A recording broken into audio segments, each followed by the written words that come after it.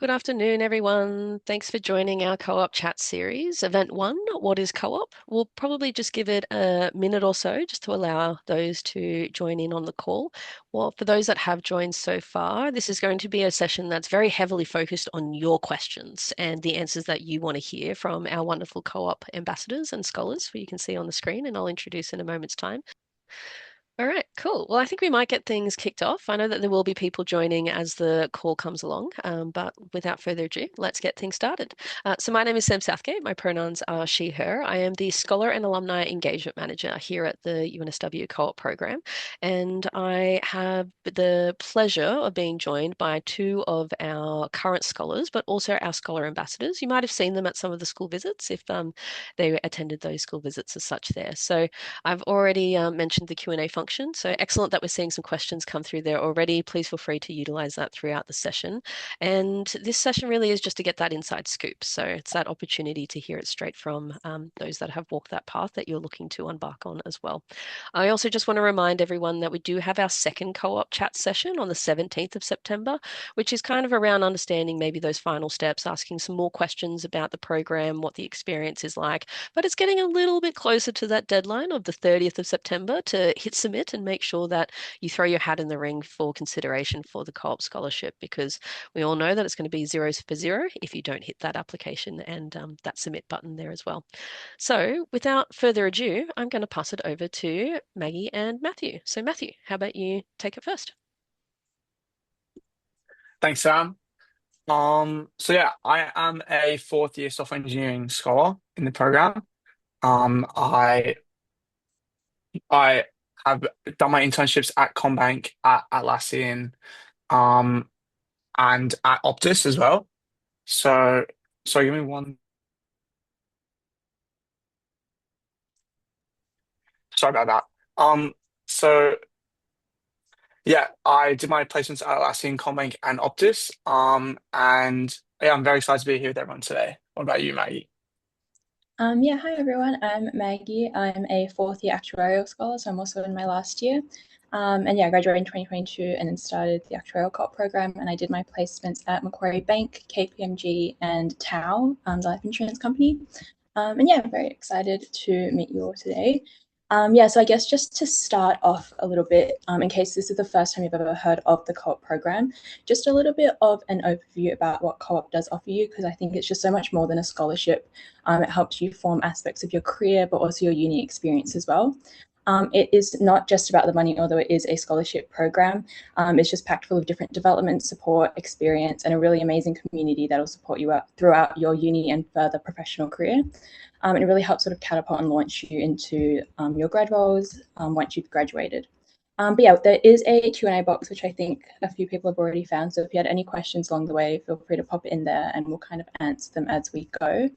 I'll pass back to Matthew, maybe just to talk a little bit more about co-op. Thanks. So, yeah, Co-op started in 1988, which is now almost 40 years ago.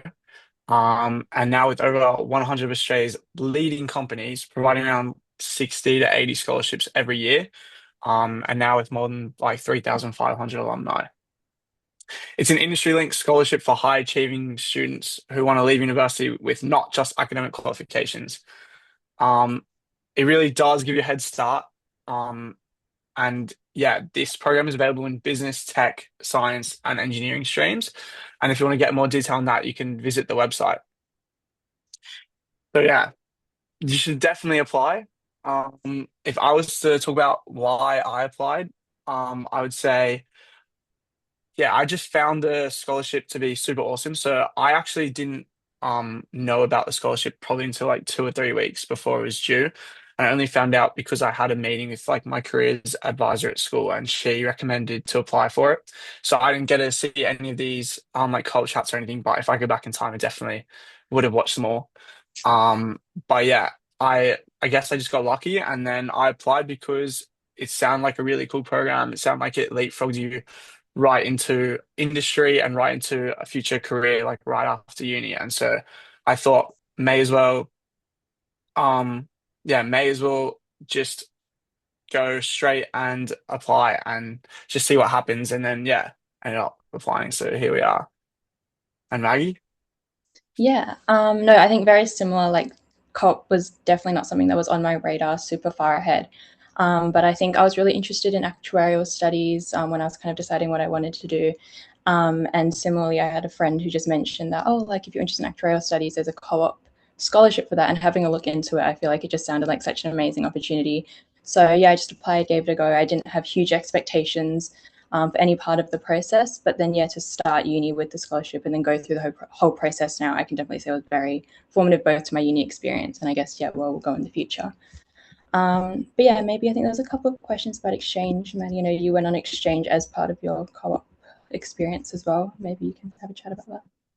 Yeah, so I went on exchange. So yeah, actually thinking back to that, so when I got offered the scholarship, it was like a big decision for me because I really wanted to take a gap year. And so I knew, yeah, like in high school, like in year 12, I really want to take a gap year.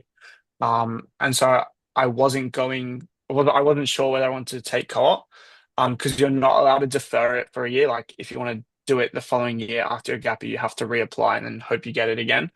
Um, so it's a lot harder to get it again, as you could imagine. So I was deliberating between doing that, and then I did like more research into it and found out that I could do exchange, which was something for me, which like was probably equally as good, and go still away for like 6 months to Europe and go travel and like do like exchange and study and meet new people and everything like that. So I ended up still doing it because of the opportunity for exchange. So yeah, I guess which answers the question.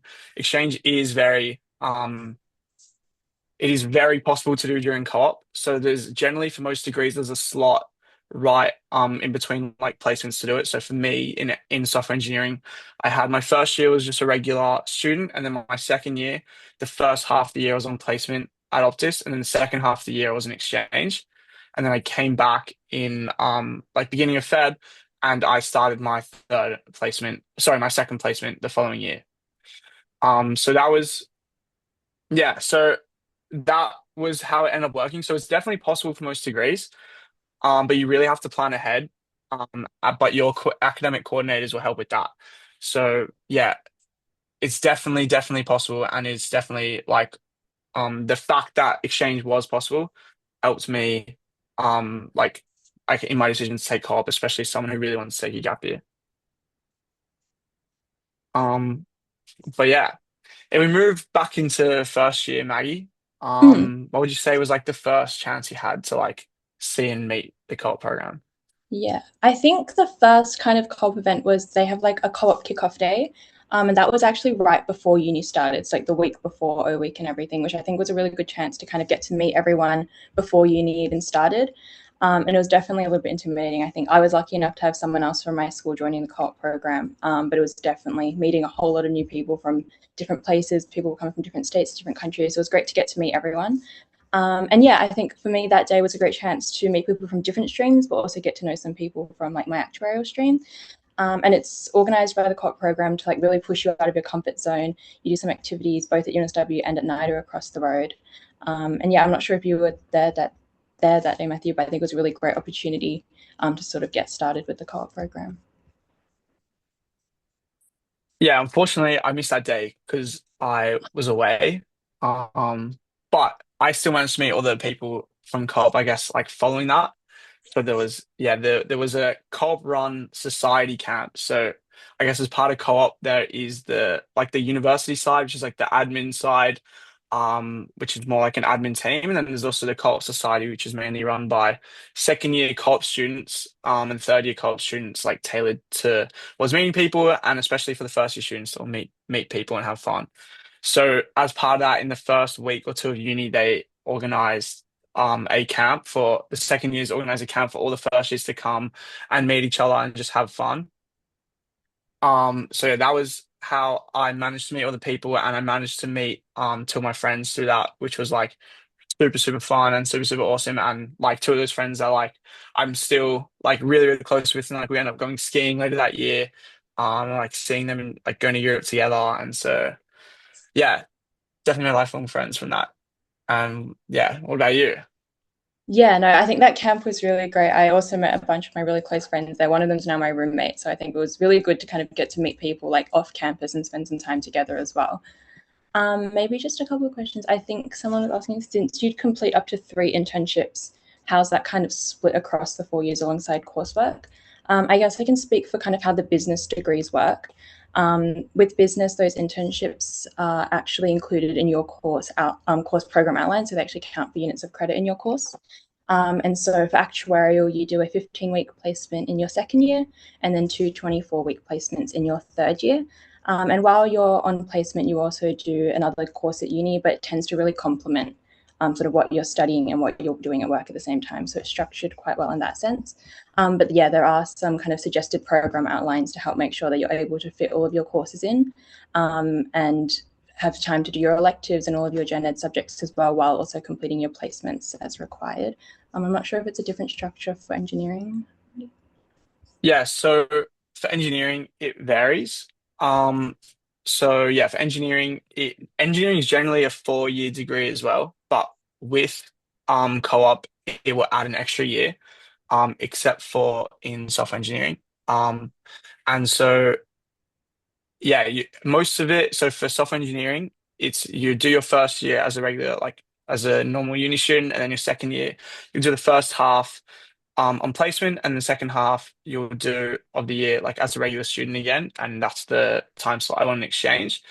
And then your third year you'll do two back-to-back internships, so like pretty much the whole year. And then in your fourth year you will do like go back and to uni to be like a regular student. However, for some other engineerings, yeah, so for engineering generally, you have to do a placement, like just like everyone in the whole university is part of their to get the engineering like qualification, you have to do a placement, but it only has to be 14 weeks. So I guess as co-op, you get to do like two additional placements on top of the like necessary ones. So for other engineerings, um, it will take up too much time, so you have to add an extra year to that. Yeah. Okay. No, that makes sense. I think it's interesting. And also as well, I guess because we did all of our placements on like a trimester system, but it's switching to like fleximesters soon. So I imagine there's probably some changes on the horizon in terms of the structure of the placements. But like you said, Colt's been going for like over 40 years before we had trimesters. So I'm sure it'll be well structured once it goes back to fleximesters as well. Yeah, and honestly, I'd be keen to go back to the semester model, bigger holidays. So, so everyone can Probably be keen for that. well structured placements as well. That'd be very cool. Yeah. Um, Yeah, I guess what about for you? Was there any, I guess, unique aspects that you found that you presented in your interviews and application that you think might have helped you get to where you are now?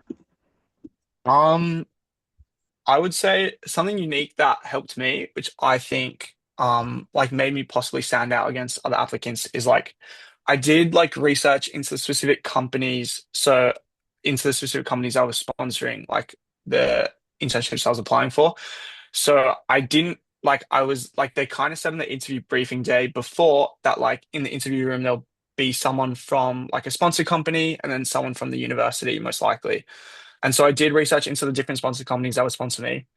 And then which like allowed me to like ask some good questions, which ended up being someone from I'm pretty sure the Westpac did my interview. So like some like high up guy there who happened to be in cybersecurity, and that also happened to be the same week. I don't know if anyone remembers because it was like 4 years ago now, but there was like a massive cybersecurity breach at Westpac, and it was like all over the news. And so I did like happen to do a bit of research into that, and like so I knew facts about that. And then in the interview, like I could draw back to that and like ask him. So I was like asking him questions as well about like what was it like when the cybersecurity breach happened? And it was a big thing for him. And I think he really liked the fact that I knew about the company and it showed like I was really interested not just in the program, not just in the uni, but also like in the actual sponsored companies that were like sponsoring the program. And I think that really for him, like I think that made me stand out a bit because like I could see his whole mood change and he was really happy. And then I guess I ended up getting it. So that's one major tip I would say is make sure like you're actually interested in the companies and like you know why the companies like anything like cool or unique or something that like resonates with you about the company or like the company mission or anything like that. But yeah, what about you, Maggie? Anything Yeah, unique? That's actually really good advice, I think. I think as well, yeah, the briefing day was very helpful in terms of giving some advice in terms of researching. I'd say maybe it was a bit specific to actuarial, but it's very hard to sort of be like, yes, like my one true passion in life is insurance or maths or whatever.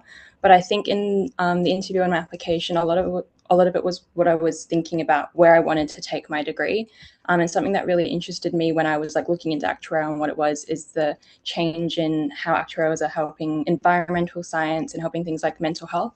And so I found it was really interesting to kind of ask questions about how their companies were looking at these less traditional spaces. And still obviously understanding what the traditional actuarial work type was, but things like, I guess now maybe things like AI and how actuaries are integrating this into their work. Just for me, it was environmental science that I found really interesting and getting to just ask questions. Similar as well, like one of the companies that interviewed me was Finity, and they're quite big in the actuarial space, working on environmental sort of modeling. And so getting to ask them about how they were working in that space and understanding a bit about their products, I think that helped in the interview just to ask some questions that were specific and showed that I was genuinely interested in the degree and wasn't just, applying for fun, which I think was a big part of it as well. Um, Makes sense. yeah. Yeah, we just got a question. Are there any additional years upon the standard degree due to industry experience, specifically for mechanical engineering? So yes, for mechanical engineering and for the other engineerings, except for software engineering. So for photovoltaic engineering, um, or chemical engineering, etc., they do add an extra year, due to the 18 months of industry experience. So it will end up being a 5-year degree as opposed to the regular 4 years, with co-op. And yeah, as well as that, business and tech streams, they also add a year, which means that like a general like business information systems degree would only be like 3 years. Also, commerce would also only be 3 years, but instead with co-op, it'll extend it by a year and make it 4 years as well. Yeah. I'm not sure about actuarial. No, actuarial is the same. So if you're doing a single actuarial degree, it would be a 3-year degree. And through co-op, it's for 4 years just to give you some time to complete all of your placements as well. Yeah, makes sense.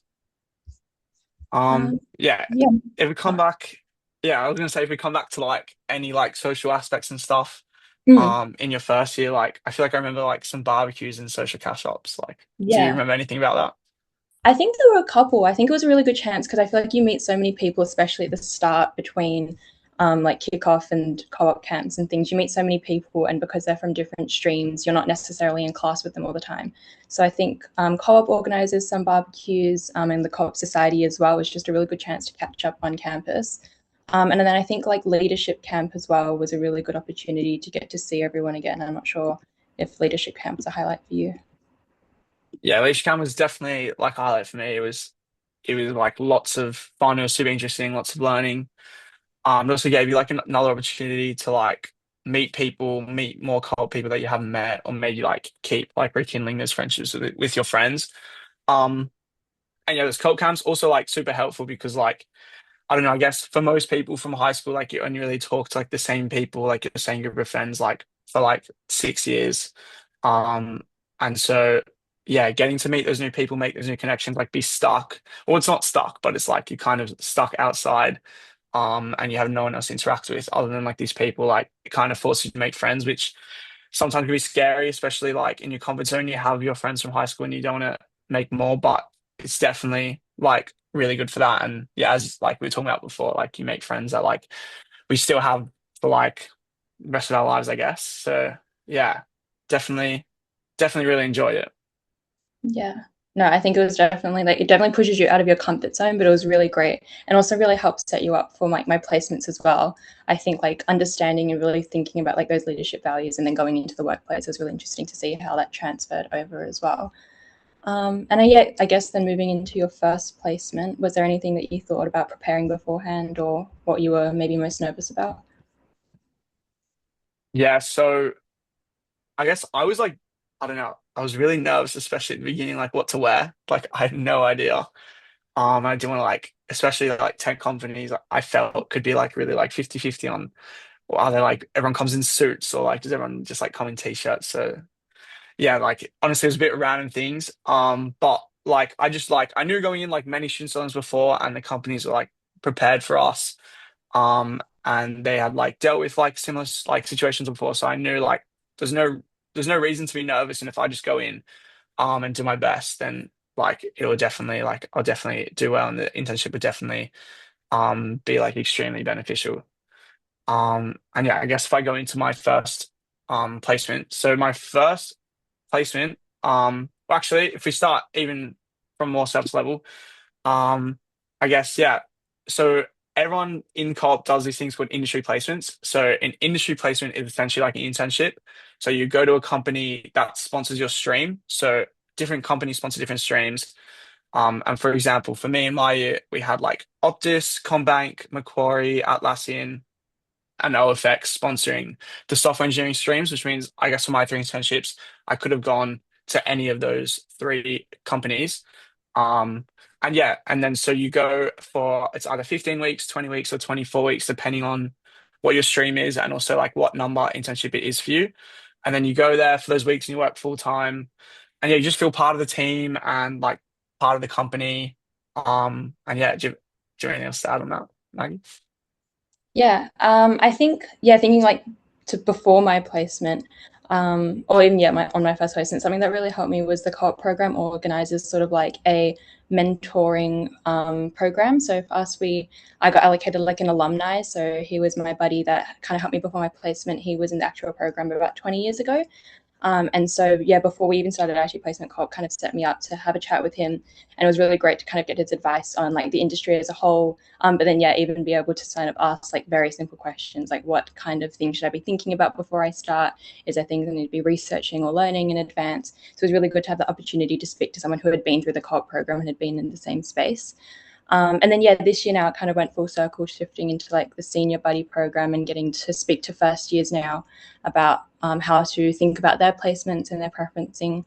I think the co-op program like offers a really well structured way to sort of get prepared and get ready for your placements. You're right, yeah, you didn't have anything to be nervous about, and you're just going with a positive attitude, and it was great.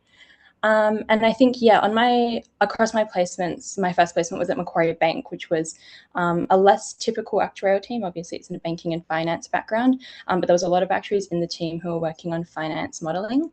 And I think it was a really good introduction to sort of see how the actuarial skill set can be used in different ways. But something I noticed across a lot of my placements was how actuaries were sort of integrating AI into their workflows.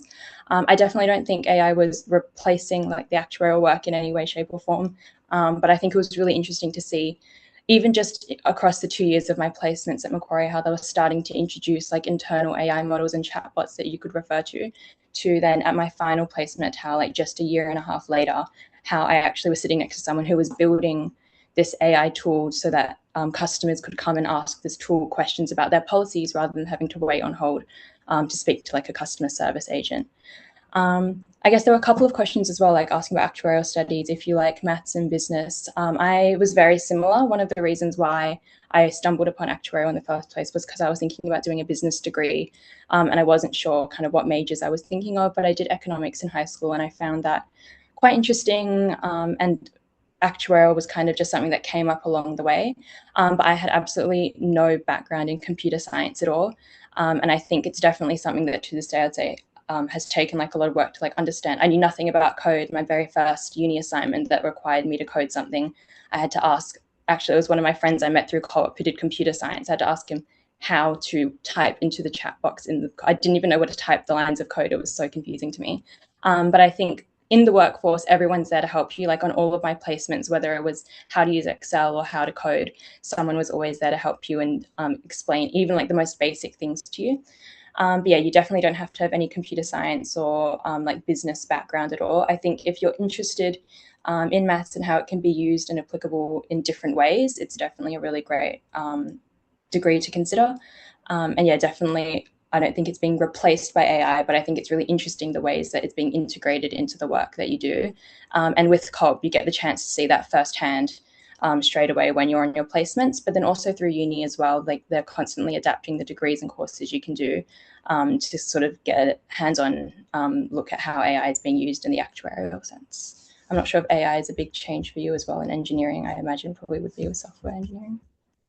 Yeah, 100%. It definitely is. So like when I did my first placement at Optus, which was yeah, in like beginning of 2024, AI was like just coming out. Like it was like a little bit of a thing, but like not too crazy of a thing. And like ChatGPT was there, but it wasn't like amazing, like as good it is as good as it is now. Um, so yeah, it was we were kind of using it like a little bit, but I was also more like writing stuff from scratch. But then yeah, as like I guess time went on and got into like my second and third placements like the following year, it was yeah, definitely very interesting to see how AI had been integrated into like just the general work in Atlassian and in Combank, which was my second third placement. Um yeah, it was super, super interesting. I guess you could see like a lot of senior engineers and senior developers that were using AI as like a really good tool. So yeah, it's definitely the job like that like a typical engineer will be doing is definitely changing. It's becoming more from like thinking and theoretical as opposed to like actually doing. So you still have to think, you still have to make the critical choices yourself. You still have to like plan out whatever you want to make. But AI is definitely a really great tool to help you build it once you have those ideas. Um, and yeah, so Yeah. I guess if I go into oh yeah, Oh, sorry. sorry. Did you have to do like any AI certifications or anything when you were working, or was it kind of just you learn on the job as you go? No, just kind of you learn on the job. Yeah. Did you have to? No, I think it was very similar. Like there was definitely on placements there were options being offered to like take an AI course, but it wasn't compulsory at all. And there definitely wasn't any requirement for us to do it. I think when I was at KPMG, when the grads were starting, we all kind of did a couple of the courses together to get a sense of like how it was being used. And it was definitely a good way to understand like the rules, I guess, or limitations around AI use at work, but it definitely wasn't something necessary. Um, maybe just answering this question, Matthew, what would you do to show your interest in your field? And are there any ways that you can show that in your application? Yeah, so definitely like if you have a very significant interest in your field, so like means maybe you've done some personal projects, or maybe you've done like your own like personal research into it.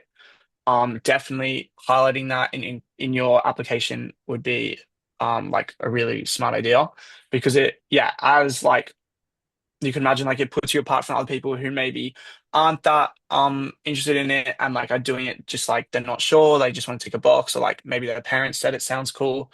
So yeah, definitely puts you like in a really good position if you can actually show like you are actually interested in the stream that you're applying for. So yeah, there are sections in the um like in the application where you can put like in extracurricular activities and you can definitely add working on a personal project as one of those activities, especially if it's something that you're um like been working on throughout your 11 and 12 and like you're a bit passionate about or even just like doing research into it. And then once you get into like the question boxes where like you have to write longer answer questions you can talk about, well, one of the things I did throughout year 11 and 12 was I did this research project about I don't know, maybe if it's like for me, I guess it's like a computer science project. Like I did this research project and I built this website. Um, and you can go into it and you can talk about like why you built the website, why you're like passionate about it, and then also what skills you learned from it. Maybe you learned technical skills like coding skills, or maybe you also learned like professional skills like how to like maybe you had a team and you learned how to lead a team or how teamwork skills, how to work in a team. Communication skills also like talking to other people and there's like tons of different skills you can learn. So definitely putting those in your application would be super, super beneficial. Yeah, Yeah. no, I Do you have definitely anything to agree. add on that? Yeah. Yeah, no, I definitely agree. And I think also as well, like it's completely okay if you don't have like a massive passion project that you've been working on that's super relevant. Like for me personally, I hadn't done anything remotely actuarial in high school. I barely knew what it was. But I guess in my application, I was more focused on like with my research I'd done of what actuaries do, what in particular interested me about that future career and like why where I could see myself working in the industry. And so even if you don't have like a very specific project that you've worked on in the past, actually, I guess having sort of a passion for where the degree could take you, I think is equally as valuable as well. So, yeah, definitely don't worry if you haven't done an actuarial valuation because that's not something I'd done until I started working at all. Yeah, Um, 100%. And sorry, if I was to add on to that, I would say yeah, also I had not done any personal like computer science projects. So as much as yes, it will help you, it's also not a necessity. And also like there's completely like valid and like also really great ideas and like extracurriculars that you can be talking about that aren't also personal projects.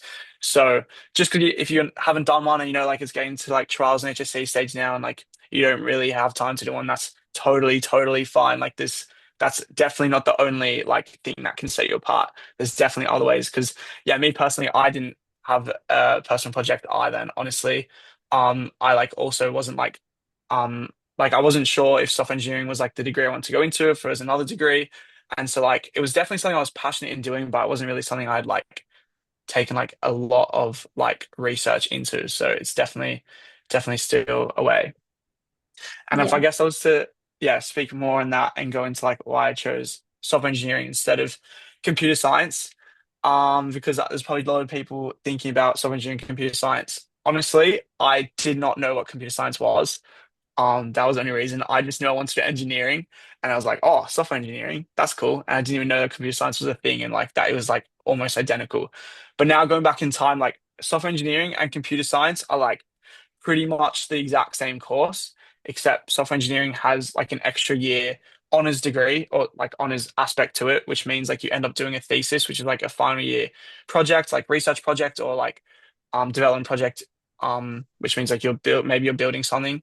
Um, and so yeah, that's like pretty much the key difference is that you have an extra year of like this thesis and you do a couple extra engineering subjects. And if I was to add to that, the pros and cons for it is that like if you're thinking and you're someone who like really thinks like they want to study in the future, just like maybe you want to do your undergrad and then you want to do a master's, and you love research or you love like research and development, then software engineering is like the right pathway because doing your honors is like the step before masters.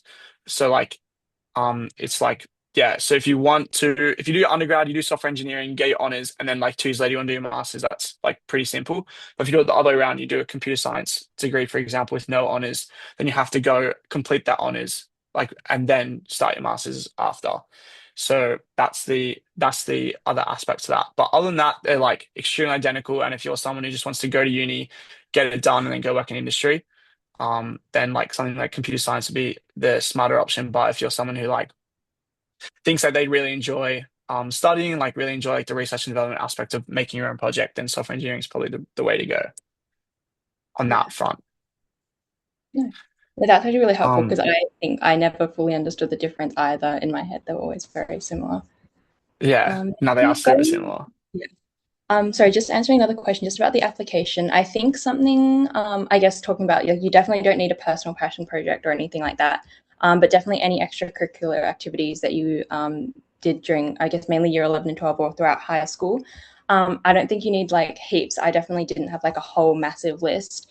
For me, like I spent most of my application talking about, in particular, like my netball, and then I worked like a part-time job at McDonald's. So it definitely was an extensive list, but I think um, I was just able to really think about why these like the jobs and these activities were important to me, and how I felt like I had grown and developed from these activities.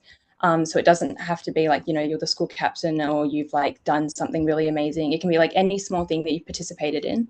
But I think if it's something that you were passionate about and something that you feel like you developed and grew from, it's definitely something that would be great to add to the application as well. Yeah, Maybe 100%.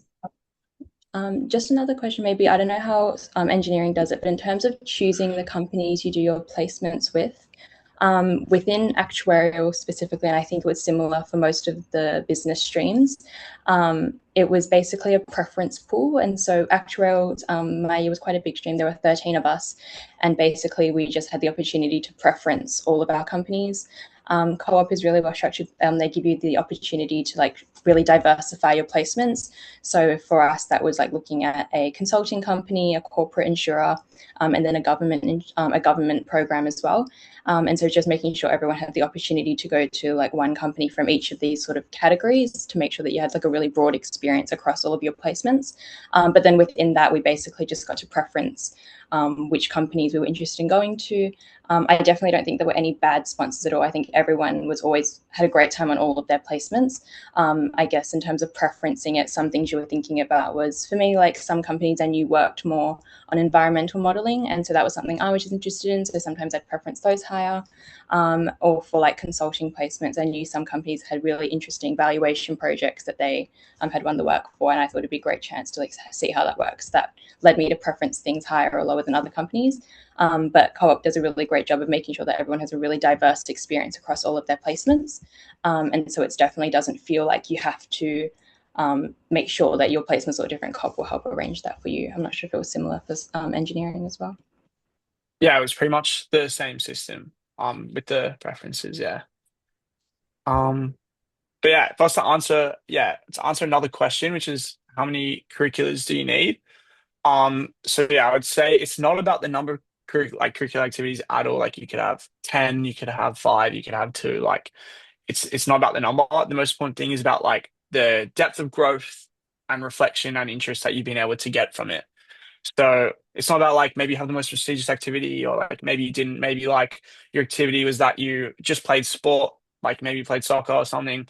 Maybe your activity was you played music. Maybe your activity was even like you managed to plan like a family holiday or like a family trip or like a holiday with friends. Like it doesn't really matter too much about how many activities and what they are. It's more about you really saying what you got from that and using it as an example to show what kind of skills and professional skills that you have. So yeah, if you're talking about like maybe you have really great teamwork skills, leadership skills, it's not about having the best, like you were like the you want to show your leadership skills. You don't have to be the school captain of your school to be like have leadership skills. You could just be like someone on your football team that like gives advice to younger players or something like that. Something like that. Like it's really not about um how great the activity is. Yeah, no, I definitely agree. I guess there's some questions about seeking like out your own internship versus co-op internships.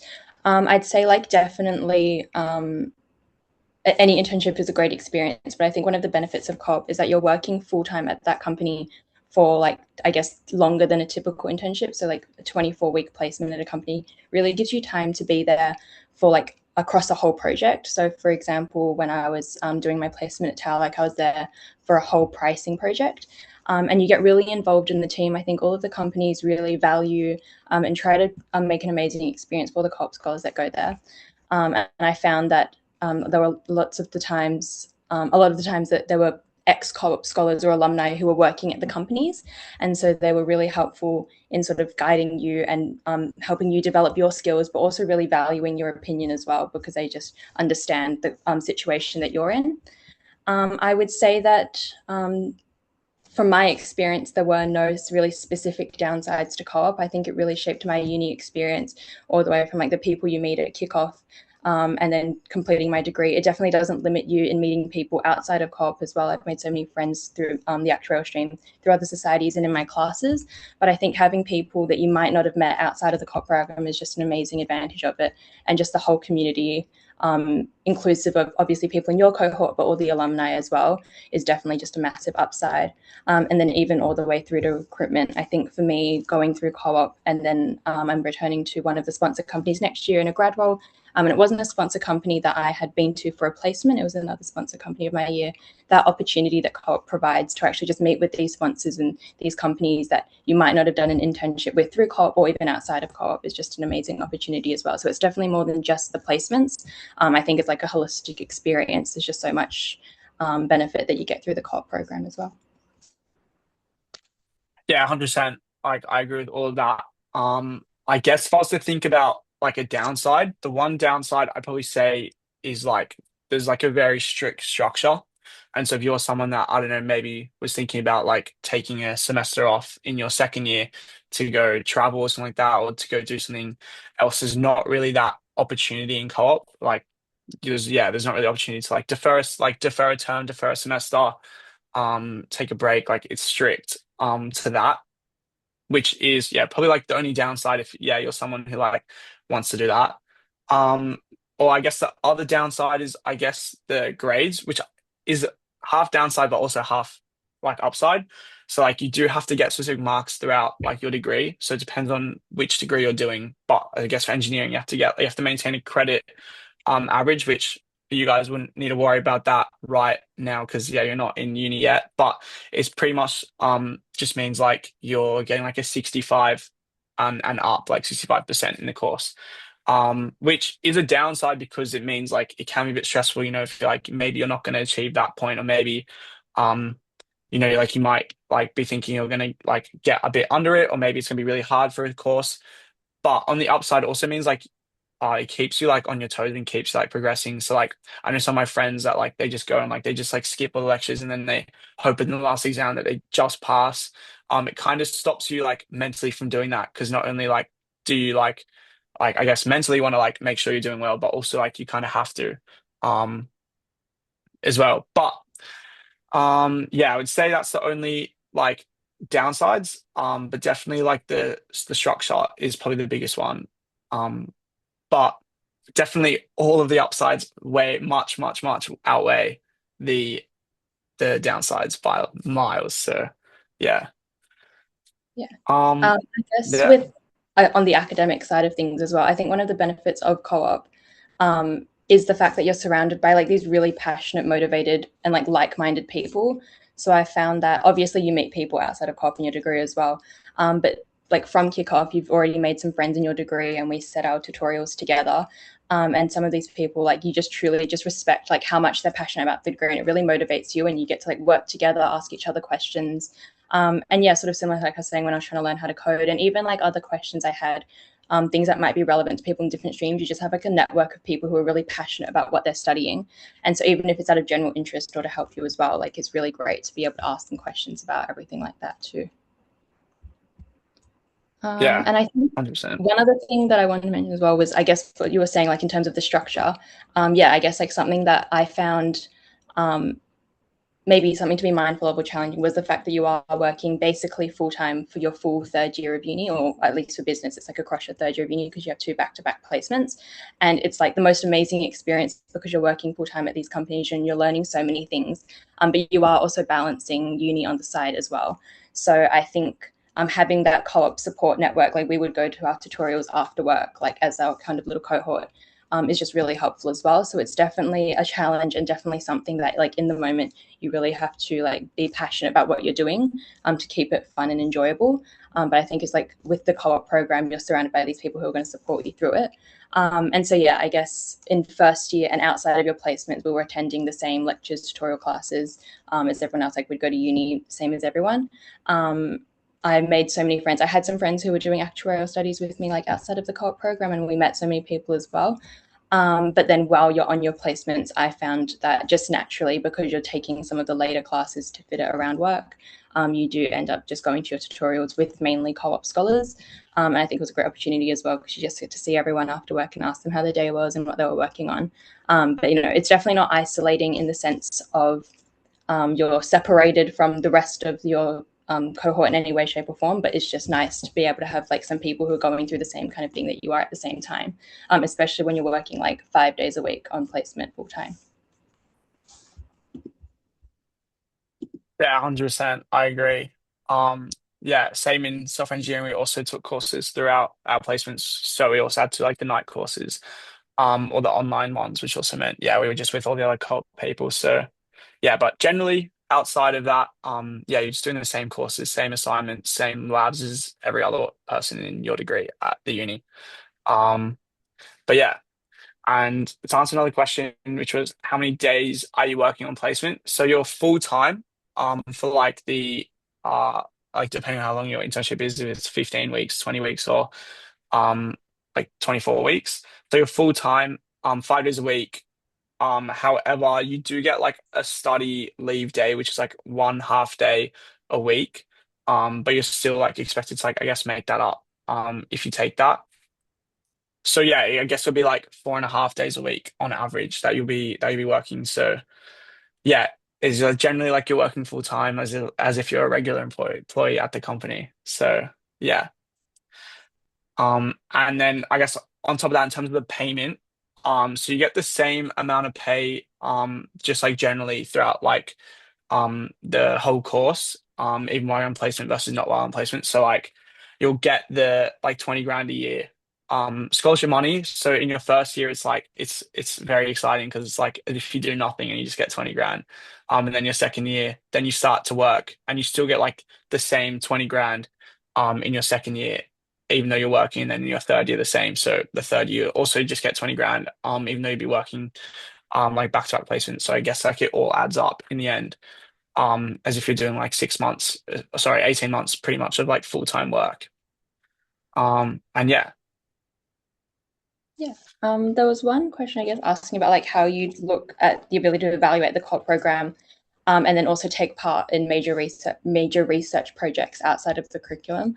I guess with actuarial, like people typically don't really do, or you don't necessarily have a thesis or honors years, but there's absolutely the opportunity to do masters. And co-op doesn't interfere with that; it's quite separate.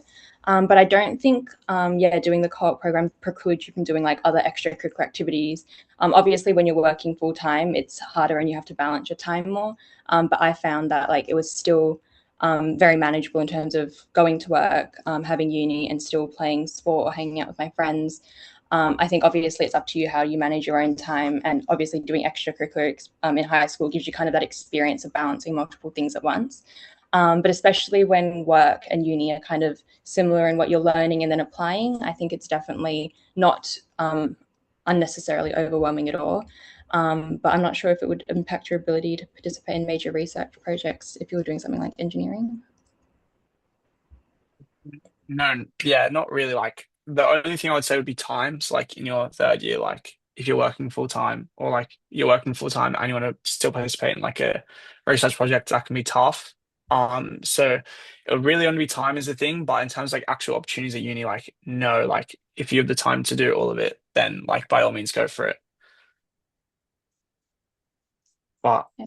yeah, I guess. Were there any like highlights from your placement that like now looking back you found were like really unexpected or something exciting about your placements that you look back on?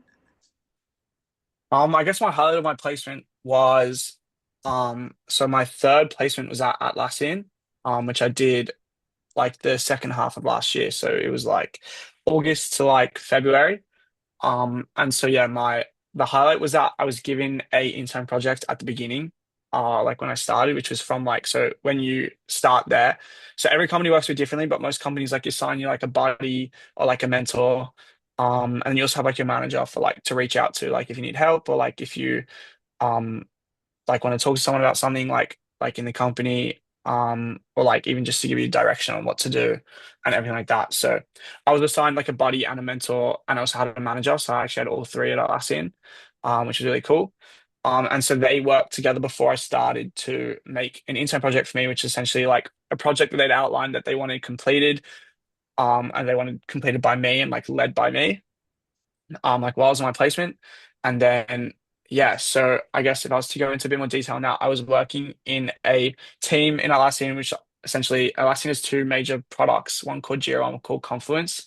And Confluence is kind of like, imagine it like Google Drive, like it's like a lots of like it's like a document storage for like different for like a whole company to use. Like many different people in the company can access and write and see different documents.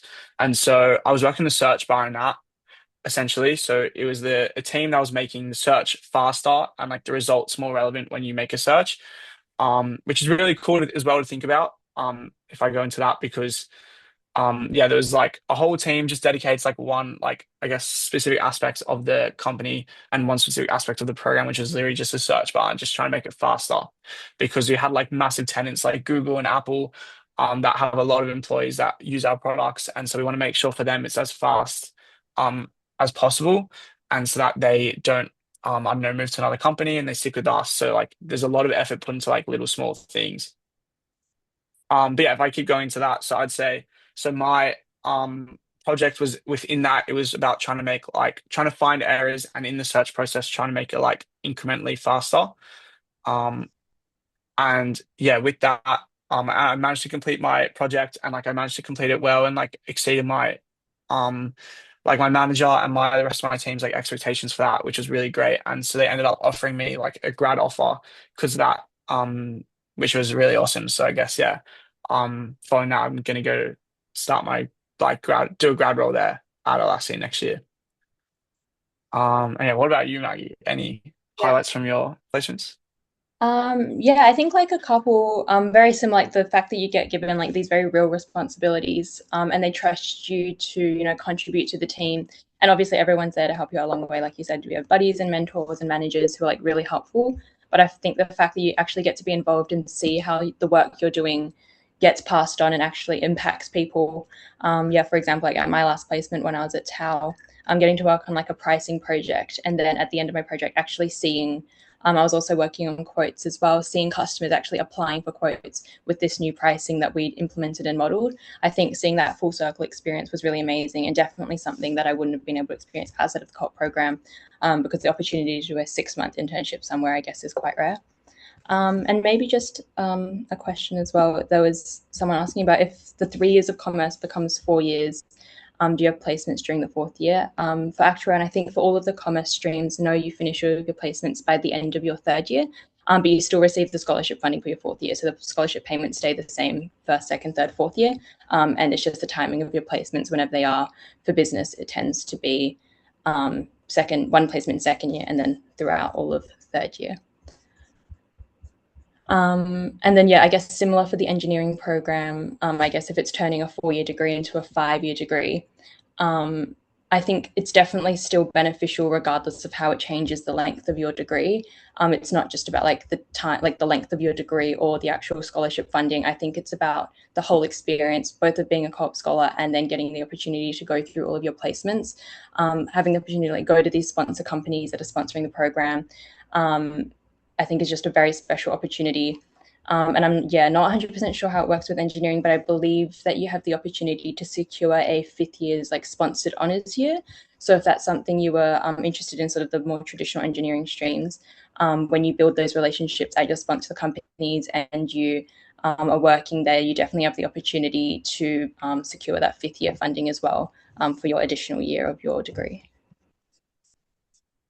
Yeah, yeah. Um, yeah, if I was to answer more questions, so I see from the uni it was like, should we submit our applications before or after HSC trial marks are released? Um, to that, I would say, like it's up to you, I guess. Like it depends how late your trials are as well, and I guess you can submit now. So if you think you like did really well in your trials, like you may as well wait and add them to your application because like it wouldn't hurt at all. But if you think maybe maybe you like maybe bumped it a little bit, or you're not sure and you'd rather like wait and pretend you didn't know, like that's definitely still an option. Um, but it just means you have to like I guess submit it before you get your marks. So like it's like so like, you're not lying and you're making sure that you're being fully transparent when you submit your application as well. But like on top of that, I'm pretty sure the school also does um submit like your expected ATARs and stuff as well to help. But generally like, the grades don't really affect it too much. It's just like to give an indication of your academic strengths anyway. Like definitely the key part of the program is like the academic requirement of 96 ATAR. But if you hit the ATAR, like generally that's like all the academic requirements, and most of it just comes down to your extracurricular, like the strengths and the yeah, like the skills that you've learned and that you can portray in your application interview. That's definitely the key part.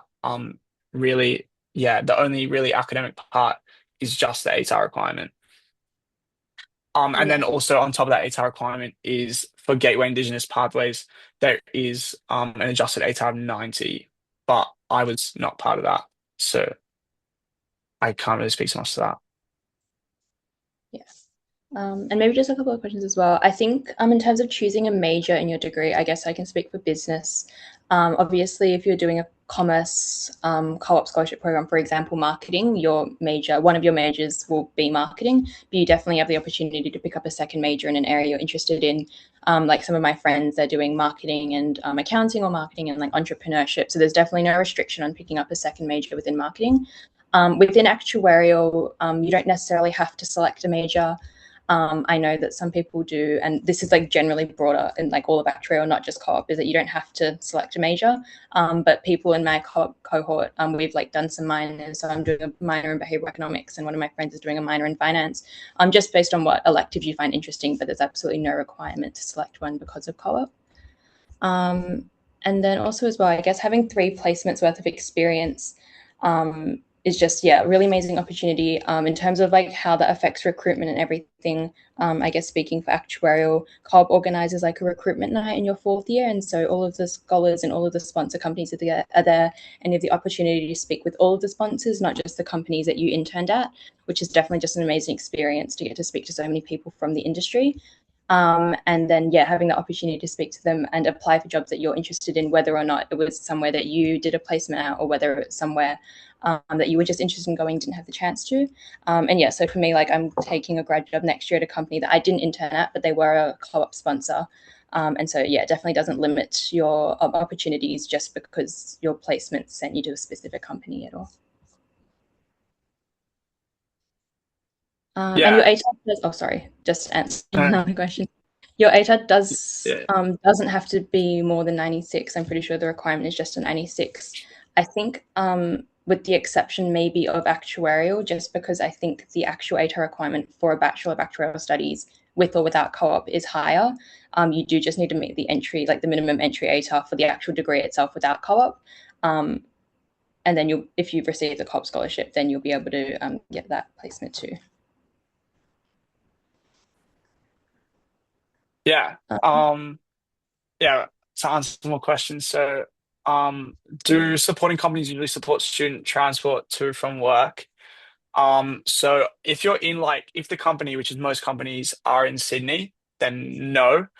However, like some like companies and placements are like outside of Sydney. So like I know there was one that they had that was in Brisbane, that help you with like the transport and um like yeah, getting there, especially if you're coming from Sydney, like then they'll help you with that. Um, and there's also like there was Tesla sponsored a also a student which was in the US. They also help with like that move as well. And so they're like only in those situations, but otherwise generally it's if it's in Sydney, especially metropolitan Sydney, then no. And yeah, the relocation is organized through the sponsor company. So same as for mining as well, for mining engineering. The placements also happen in regional Australia and Queensland. So the companies will help and they'll cover the relocation costs. Um, there's some questions, I guess, about like how many scholarships are offered in each stream. It really does just depend on the sponsor companies each year, but it's a constantly moving number. It changes every year, so there's no, I guess, set specific answer to that question. I think closer to like interview briefing day and the interview dates, there might be a more accurate number, but I definitely would say that don't worry about trying to apply for a stream just because you think it'll have more spots. Um, just apply for whatever you're like actually interested in doing and what you're actually passionate about, rather than trying to think of which stream might have more people. I think you have 3 preferences as well. So if there are sort of, I guess, similar things, like if you're interested in both finance and accounting, you can definitely apply for both.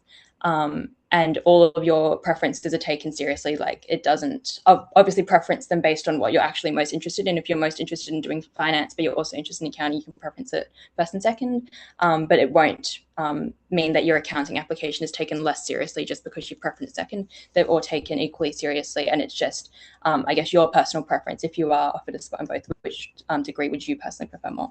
So yeah, just apply for whatever you're most interested in or passionate about. Don't worry too much, I guess, about the numbers game or that side of everything. Yeah. And I've also answer yeah, so answer another question, which is could you describe what interview to get into the program is like? And then also I guess similar question, does the interview matter more than the application and what are some things in the short video, send the short video between the application interviews. So the first of all, with the application and interview, they both equally like matter as much because they're like stepping stones, I guess. So it's like you want to do as much as you can with the application to get through to the interview. And then once you're in the interview, then it's like now you're in the next step. And so now it's like the interview that matters. And so then you want to do as best you can at the interview then to get into the program. So both equally as important. They just occur at like different times. And then I guess, as part of that, you also have the short video snapshot that's in between the application and the interview, which is, yeah, you kind of just want to show something like unique or interesting about yourself that adds to your application. Doesn't necessarily have to be anything academic. It's just something that like maybe you didn't get to talk too much, or you want to expand more about in your application that you think is like something that's like really unique and interesting about yourself. And then I guess to then describe the interview. Um, so the interview is just like it's like I'm not sure how long it is, but I think it's like 15, 20 minutes where you're getting interviewed by like someone from the university and someone that's from one of the programs. And then yeah, you kind of just get asked questions about like questions that could be from either application, which is like them asking you, like you said this in application, like, can you expand on that more, like for this reason? And you also get asked questions about like your personality, which is like give me a time where you did this, or like give me a time where like you showed that like you showed excessive leadership skills, or you showed that you have really great communication skills, and you want to draw on something from your experience. So maybe you had a part-time job that you can talk to or something like that. But those type of questions will go through in the interview briefing day in way more depth. So I'd definitely say, like as I said at the beginning, like focus on the application first, and then once you get through then at the interview briefing day, they'll give tons of information about the interviews and everything, and that's when like is the best step to focus on the next part.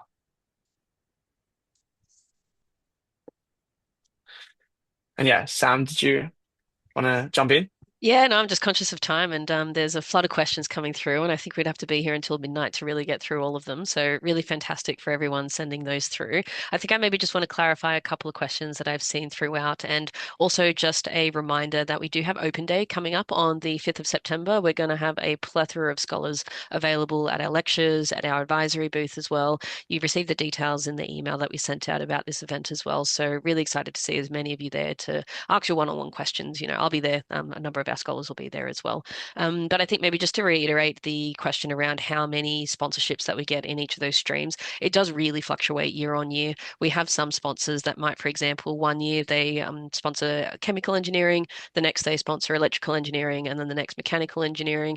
We do have some sponsors that might sponsor one year, not the next, but then the following year. And then we've got some that sponsor year on year as well. So if you want to have a bit of an indication as to what sponsor companies sponsor which areas, you can head to our sponsorships page on our website as well, where we've got them all listed out. And so you can have a little bit of a look as to the nature of those businesses.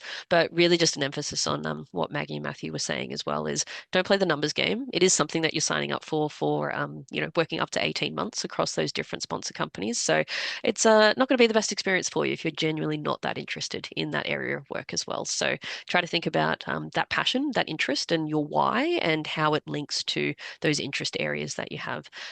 I do also see another question about the Gateway program and how that application goes. So it also is the same with scholarships. So we're the co-op program scholarship, but we also have UNSW scholarships that are on offer, and you should absolutely be applying for as many as you can. It's surprising how many are out there that people just like, oh, I wish I knew for that, because if I applied for it, I might have had a chance of getting that. Some extra cash in the pocket is always a nice thing to do. So just to reiterate that the co-op application is separate to scholarships, and it is separate to the Gateway application program as well. So they are all separate applications that you need to do. If you've applied for the Gateway application, like Gateway Admission Program, that does not mean that you have submitted a co-op scholarship application. If you've submitted a co-op application, it does not mean that you've submitted a Gateway application. And they have slightly different deadlines and offer rounds as well. So just to make that clear. But if you have any questions to need to clarify around that, it is listed on our website, and you're more than welcome to reach out to us via our general inbox as well. Or come along to Open Day, one of the most exciting days of the year. And the campus is absolutely buzzing, and you get to learn so much there as well. But yeah, so thank you everyone for your questions that you come through. I'm conscious that we're going a little bit over time. Just to reiterate, we will be uploading this recording onto our YouTube account. It's probably going to go live on Monday. But as soon as we get that up there, we will send the link out to those that have registered. But on that note as well, I just got a couple of slides, I guess, just to sort of reiterate where you can take the next steps from here, which is, first of all, that applications close quite soon, about 6 weeks away, I think, on the 30th of September. So make sure that you start your application. If you're waiting to polish it off or want to attend our future events or open day, that's totally okay, but don't let the deadline miss you. It is crazy to know how many applications are simply left on draft, and I'm sure there's some that just forgot to hit submit. So we've also got the QR code there on the screen, which will take you through to our link tree. Highly recommend that you give that a go. Follow us on Instagram. There's a number of tips and tricks that you can follow along to. You've got our YouTube account, and there's just also the event that's coming up on the 17th of September. So just to show you a little bit as to the type of videos that you might be able to see on our YouTube account, we've got our career chats events, which are really good in trying to figure out which program preferences that you might want to choose and where that degree can take you from a career point of view. We've got some alumni stories. If you're getting stuck on the application portal and wondering what grades to put in, if you're doing the IB system rather than the HSC system, what do I put in? There's some nice how-to tutorials on there as well to help you get unstuck. And then on our Instagram account, we're posting a lot of stories about the events that we get to do with our co-op scholars, also some of the extracurriculars, and then our events, and along with some tips that might just make the difference for your application as well. And then the two big events that are coming up, obviously Open Day, very excited for that day and hope to see as many of you there as possible. And then we've also got the second part of our co-op chats there as well. So I just want to say a massive, massive thank you for everyone demonstrating their curiosity. That's the first step, I think, already done in becoming a co-op scholar and having that curiosity and that passion and making your voice heard and asking those questions. So thank you all very much. That's where we'll end the call, and keep your eyes peeled for the email in this being uploaded if you want to revisit or you might have dropped out at any point. And yeah, hope to see you all there at Open Day. But a massive, massive thank you to Maggie and Matthew. Couldn't have done this without you.